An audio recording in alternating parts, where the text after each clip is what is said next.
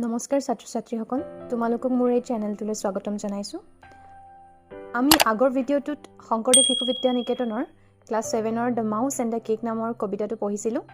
এতিয়া আমি সেই কবিতাটোৰ প্ৰশ্নসমূহ কৰিম। যিসকল লোকে এই কবিতাটো তোমালোকে পোৱা নাই তেন্তে তোমালোকে মোৰ ডেছক্ৰিপশ্যন বক্সত চাবা, মই লিংকটো দি দিম। আজি আমি প্ৰশ্নসমূহ কৰোঁ। প্ৰথম প্ৰশ্নটো সুধিছে, what kind of cake did the mouse find? কেনেকুৱা ধৰণৰ কেক সেই নিগনিটোৱে পাইছিল?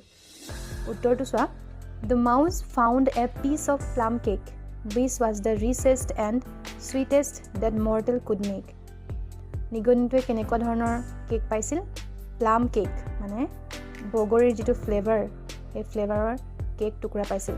আৰু সেই কেক টুকুৰা খুব মূল্যৱান আছিল আৰু সুস্বাদু আছিল। আৰু সেই কেক টুকুৰা কোনে বনাইছিল? মানুহে বনাইছিল। 2 নম্বৰটো আছে, why did the mouse want to hide with the cake?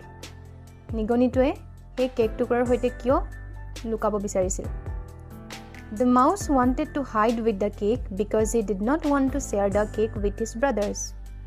নিগনিটোৱে সেই কেক টুকুৰাৰ সৈতে লুকাই থাকিব বিচাৰিছিল কিয়নো সি যে সেই কেক টুকুৰা পাইছিল, সেই কেক টুকুৰা তাৰ ককাইক ভাইকৰ লগত ভগাই খাব বিচৰা নাছিল। 3 নম্বৰটো আছে, how did the mouse eat the cake?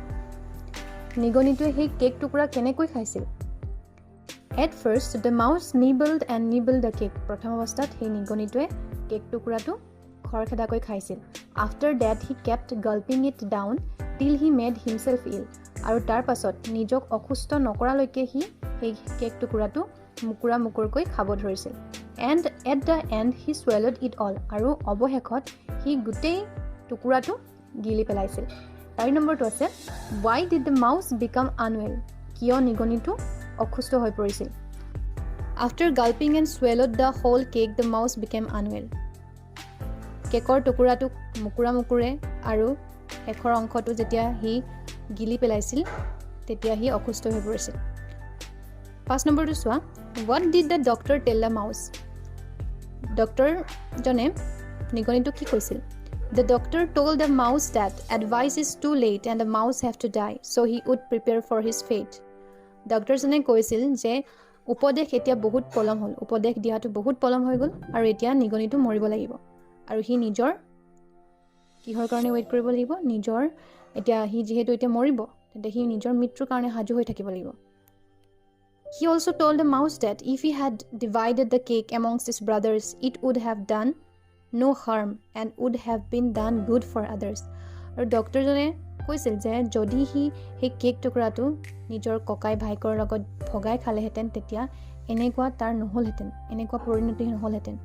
And would have been done good for others, আৰু সিহঁতৰ কাৰণেও মংগল হ'লহেঁতেন যদিহে সি ভগাই খোৱাহেঁতেন। 6 নম্বৰটো চোৱা, what is the lesson you learn from the poem? কবিতাটোৰ পৰা তোমালোকে কি শিকিলা? দ্য পইম টিচেছ আজ এ ভেলুৱেবল লেচন। কবিতাটোৱে আমাক এটা খুব মূল্যৱান লেচন, মূল্যৱান পাঠ শিকালে, মানে আমাক এটা ভাল শিক্ষা দিলে। The lesson of sharing and being united with our brothers and fellow friends is the most important than our greediness. আমাৰ যি লোভনীয় স্বভাৱ, যিটো লোভীয়া স্বভাৱ, সেইটোতকৈ যেতিয়া আমি আমাৰ ককাই ভাই আৰু লগৰীয়াসকলৰ লগত যেতিয়া আমি শ্বেয়াৰিং কৰিম, যিকোনো এটা বস্তু আমি লগে ভাগে খাম, আৰু বিং ইউনাইটেড যেতিয়া আমি একেলগ হ'ম, প্ৰত্যেকটো ক্ষেত্ৰত প্ৰত্যেকটো খোজতে আমি যেতিয়া একেলগে কাম কৰিম, একেলগে আগবাঢ়ি যাম, ইজনে সিজনক সহায় কৰিম, যিকোনো বস্তু এটা আমি শ্বেয়াৰ কৰিম, তেতিয়া এইবোৰ আমাৰ লোভীয়া স্বভাৱতকৈ বেছি মূল্যৱান, মষ্ট ইম্পৰ্টেণ্ট। গ্ৰিডিনেছ কেন ৰুইন আৱাৰ প্ৰিচিয়াছ লাইফ। আৰু যিটো আমাৰ গ্ৰিডিনেছ মানে হৈছে লোভীয়া যিটো স্বভাৱ, সেই স্বভাৱে আমাৰ জীৱন, আমাৰ মূল্যৱান জীৱনটো শেষ কৰি দিব পাৰে, ধ্বংস কৰি দিব পাৰে। আমি আৰু কবিতাটোত কি হ'ল? নিগনিটোৱে নিজৰ গ্ৰিডিনেছ মানে নিজৰ লোভীয়া স্বভাৱৰ কাৰণে সি আজি নিজৰ জীৱনটো ত্যাগ দিব লগা হ'ল। আমি এইটোৱে শিকিলোঁ কবিতাটোৰ পৰা। Pick out the pairs of rhyming words in the poem.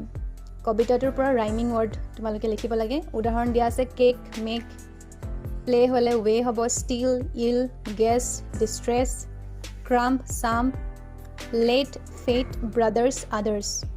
2 নম্বৰটো চোৱা, The B in crumb is silent. Can you think of some other words? ইয়াত এটা ৱৰ্ড দিয়া আছে ক্ৰাম্ব CRUMB ক্ৰাম্বত মানে বি ৱৰ্ডটো অলপ চাইলেণ্ট হৈ আছে ঠিক তেনেকুৱা কিছুমান ৱৰ্ড তোমালোকে ভাবিব লাগে আৰু লিখিব লাগে ডাউট DOUBT ডাউটৰ বিটো চাইলেণ্ট হৈ আছে ক্লাইম্বত বিটো চাইলেণ্ট হৈ আছে থাম্ব বিটো চাইলেণ্ট হৈ আছে আৰু ক্ৰাম্বটোতো দিয়াই আছে আৰু তোমালোকে আৰু লিখিব পাৰা তাৰপাছত চোৱা fill in the blanks appropriately ব্ৰেকেটত দিয়া আছে slice grain bar piece কেকৰ টুকুৰাটো কি ক'ব piece বুলি ক'ব ব্ৰেডৰ slice চকলেটৰ bar আৰু ৰাইচৰ grain মানে শস্যৰ এটা অংশ লাষ্টৰটো চোৱা make as many words as you can with the following words use your dictionary পৰা চাব কৈছে সহায় ল'ব কৈছে for example আছে আমাক কৰিব দিছে swallowed মানে হৈছে গিলি থোৱা আৰু rehearse মানে হৈছে অনুশীলন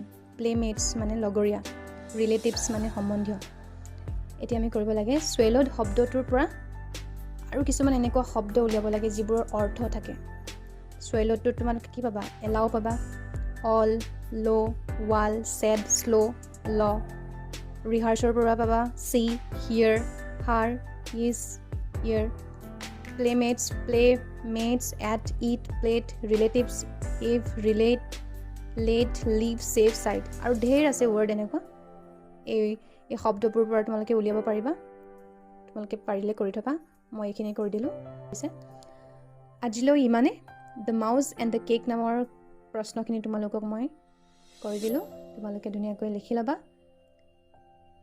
আৰু যিসকল লোকে মোৰ চেনেলটোত এতিয়াও সাবস্ক্ৰাইব কৰা নাই তোমালোকে সাবস্ক্ৰাইব কৰি দিবা আৰু বেল আইকনটো প্ৰেছ কৰি দিবা যাতে সকলোবোৰ নটিফিকেশ্যন তোমালোকে পাই থাকা আজিলৈ ইমানতে সামৰিছো নমস্কাৰ